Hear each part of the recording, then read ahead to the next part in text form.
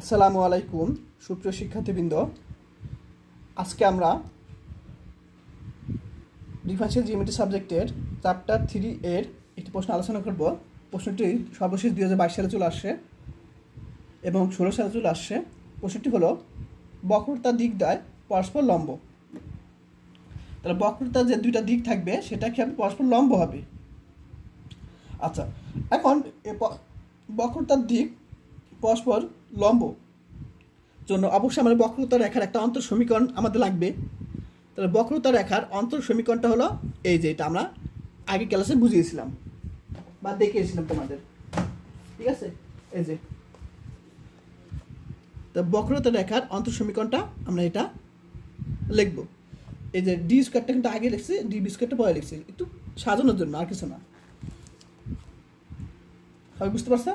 এখন আমরা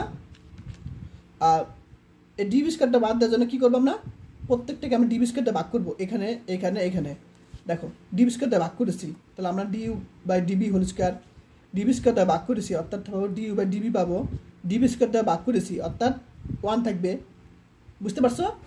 এখন দেখো এখানে কি আছে, দ্বিঘাত সমীকরণ একা চলে আসছে, ঠিক আছে? দ্বিঘাত সমীকরণ একা চলে আসছে। দেখো আমাদের দ্বিঘাত সমীকরণ কী জানি আমরা, যে এরকম X square plus B x plus C এরকম থাকবে। তাহলে এই জিনিসটা কিন্তু এরকম আকার চলে আসে। দেখো দেখছো এরকম আকার কিন্তু চলে আসছে। তোমার এই জিনিসটা এক্স ধরো, এক্স স্কোয়ার এক্স, এখানে কিছু নাই কিন্তু, অর্থাৎ এটা সি। তাহলে এটার সাথে যদি তুলনা করো, এটা a x square plus B x plus c, এটা সি ইকুয়াল 0।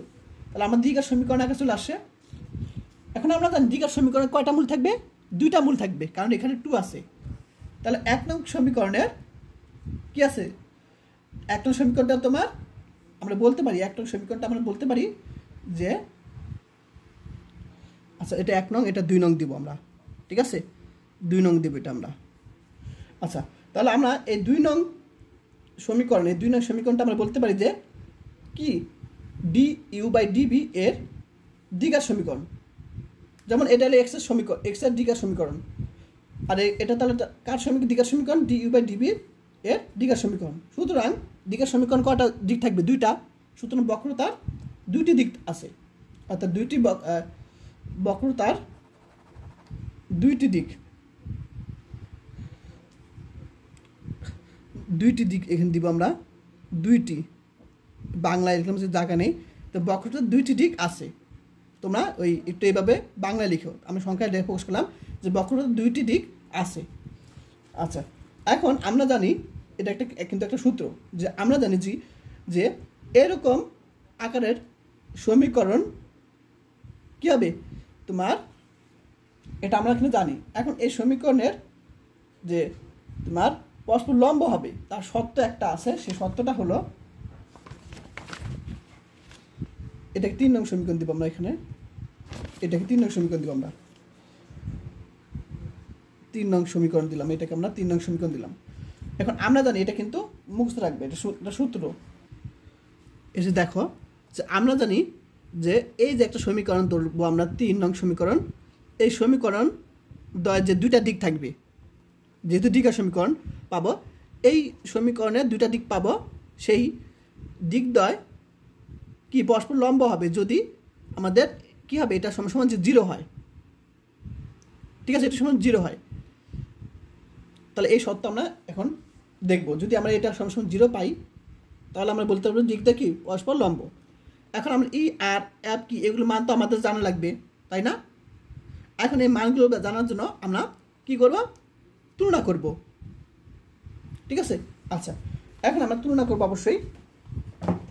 তাহলে আমরা এখানে 3 নং যে সমীকরণ, সেই 3 নং সমীকরণ আর আমরা এই 1 নং সমীকরণ তুলনা করব। তাহলে এখানে ডি স্কোয়ারের শক কত? পি। এখানে ডি স্কোয়ার শক কত আছে? এই অংশটুক। তাহলে আমরা এখানে লিখে দিলাম, এটা তো অবশ্যই লিখে দিব যে 3 নং হতে যে 2টা দিক পাওয়া যাবে তা পরস্পর লম্ব হবে যদি ই আর, দেখো তাহলে যদি e r minus f q plus g f equal 0 হয়, এটা আমরা লিখে দিব। তো আমরা 1 আর 3 তুলনা করব, 1 আর 3 নং। তাহলে আমরা 1 আর 3 তুলনা করে দেখো, তাহলে ডি স্কোয়ার এখানে কত আছে? ডি স্কোয়ার সহগ পি, এখানে ডি স্কোয়ার সহগ এটুক আছে, তাহলে পি ইকুয়ালটা আমি এটা লিখতে পারি। আবার ডি ইউ ডিবি, দেখো ডি ইউ ডিবি সহগ কিউ, ডি ইউ ডিবি সহগ কত আছে এটুক, তাহলে আমরা কিউ ইকুয়ালটা আমরা কি লিখতে পারি, এটুক লিখতে পারি। কই যেন কোথাও কি ভুল করছিলাম কি, হ্যাঁ এখানে কিউ হবে, সবাই ঠিক করে না, এটা কিউ হবে, এটা কিউ হবে। তাহলে সবাই বুঝতে পারছো।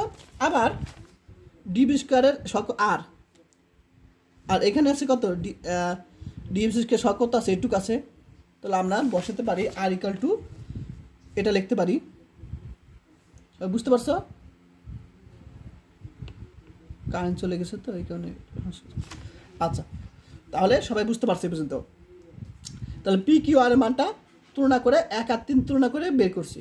এখন আমরা এখানে বসিয়ে দিব, আর এর মান বসিয়ে দিব, কিউ এর মান বসিয়ে দেবো, পি এর মান বসিয়ে দেবো। আমরা জাস্ট বসানোর পর সিম্পল গুণ করব, সিম্পল গুণ করে আমরা এরকম পাবো, সিম্পল গুণ। এখন আমরা দেখো কাটাকাটি যায়, E F G plus E F G minus E F G কাটাকাটি যায়।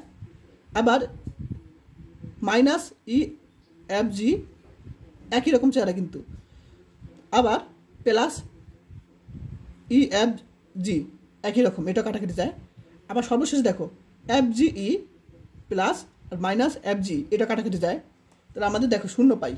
সুতরাং 1 নং সমীকরণ 1 নং দ্বারা যে দুইটা আমরা বক্রতার দিক পাবো তা পরস্পর লম্ব, এটা আমাদের সমাধান বলছে।